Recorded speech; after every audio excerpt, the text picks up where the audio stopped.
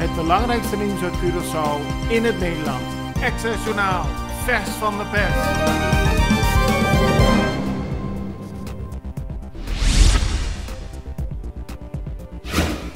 De Curaçaose oud-minister van Onderwijs, Merelin Alcala-Wallé, zal worden vervolgd voor belangenverstrengeling. Eerder dit jaar trad ze af als minister toen bekend werd dat het Openbaar Ministerie onderzoek naar haar deed. Ze zou bij haar aantreden als minister in 2017 geen afstand hebben genomen van functies bij stichtingen en vennootschappen. Alcala-Wallé stond op het punt beëdigd te worden in het parlement, maar verklaarde gisteravond de politiek te verlaten en haar lidmaatschap van de PAR op te zeggen. Ze is teleurgesteld in het gebrek aan steun van de partij.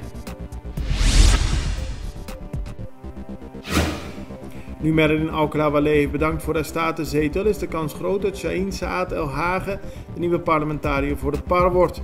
El Hage is bekend als apotheker en voorzitter van de Curaçaose voetbalbond FFK. Als El Hage wordt beëdigd, heeft de PAR weer 6 statenzetels en kan de coalitie weer rekenen op een meerderheid van 11 parlementariërs.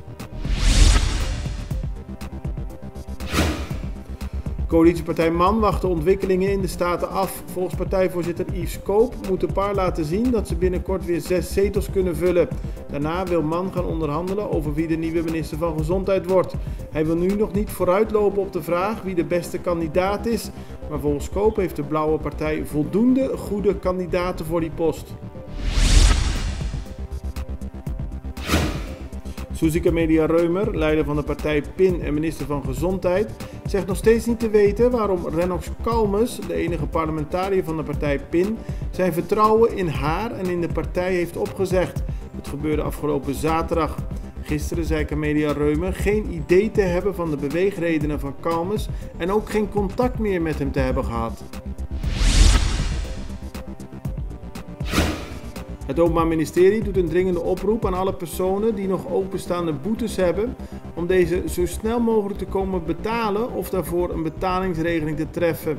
Daarmee voorkomen mensen dat de rechter hen een vervangende hechtenis oplegt. Onlangs is er een man opgesloten voor een periode van 4 weken wegens het niet betalen van openstaande boetes. Mensen die een betalingsregeling willen treffen of de boetes willen betalen, kunnen daarvoor terecht bij Officina di Pago Bobut aan het Weigat. Rond de kerk van Santa Rosa is er al langer sprake van chaotische verkeerssituaties. De politie heeft dat onlangs proberen te verhelpen door nieuwe verkeersborden te plaatsen. Vandaag plaatsten extra foto's van agenten die mensen erop wijzen dat ze sommige straten niet meer in mogen en dat ze beter op de borden moeten letten. De brandweer heeft gisteren in de buurt van de Kadouchi-straat een takelwagen moeten blussen.